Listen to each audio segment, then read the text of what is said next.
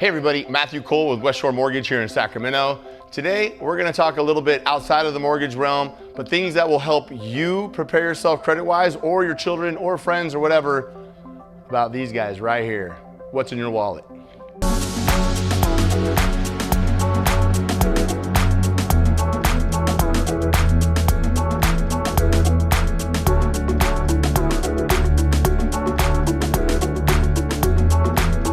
So, credit cards.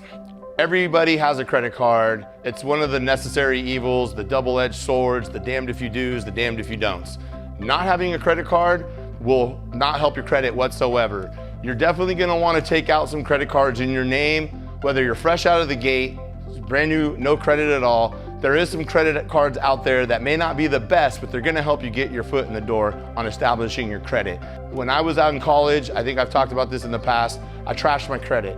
Got my credit cards, they gave me one that was a college card. I think before I had the paperwork filled out, it was already spent on really stupid things. Credit is meant to be borrowed, it's not meant to be kept going. So obviously there's certain circumstances where you wanna keep a balance or you have to keep a balance because life throws curveballs at you. But using your credit and using it sparingly is always gonna be the best option for building your credit score. Here's an example of what I have in my wallet, and I'll go over each one. My main card that I use are the two at the top. This is my American Express and this is my Chase Sapphire. I have 1.5 points here for every dollar spent. I have 3 points for every dollar spent with this card.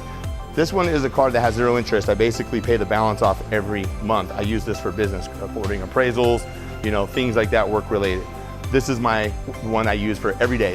I use this card more than anything because restaurants, things like that, I get triple points. The benefit of these two cards are the point accumulation that you receive for them because they can go towards paying down things that you've spent, giving you credit monetary wise, or going to credit you towards flights, trips, discounts on certain things. So these two cards are definitely two that I like to have on me on a regular basis. My Southwest Visa card, it gets me flights through Southwest, which is probably one of the most highly used airline that I use to date. Flying to Arizona, flying to LA, flying to different areas.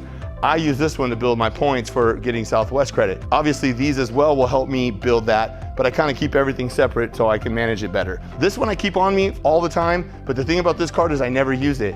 This is a cash only card if I need to withdraw cash, but I always have it with me. I never use this card to make any purchases.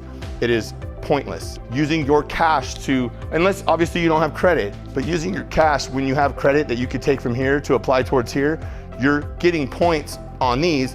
You could immediately the next day take this card and pay the balances that you just spent on these cards. So at this point, I'm building points here, paying them off immediately so that I don't have any type of interest accrued on these cards. This is what I kind of carry with me. Obviously there's other credit card types that are also beneficial, but if you're establishing credit, I would look into My First Premier credit card or even just Google credit cards that will help you establish your credit so that you could jump up into the better credit card areas and start accumulating points that will help you gain money. Credit is not for everybody, and the advice that I give is just kind of my own opinion. And again, I know opinions are like, you know what? So if I can help you build credit or help you, pick and choose a card that works for you, this is obviously an important part of your getting a loan process because without credit, it will hurt you. And obviously, when you get credit, doesn't mean that you have to take that card and spend it to the max. Use it sparingly. Don't use it as cash. Use it just to borrow against, and that's what's gonna take your credit score into the high 7s, low 8s, and get you the best rates and save you thousands of dollars in interest. Thanks again. If you have any questions or think this is helpful, give it a share, give it a like, reach out to me. I'd love to help.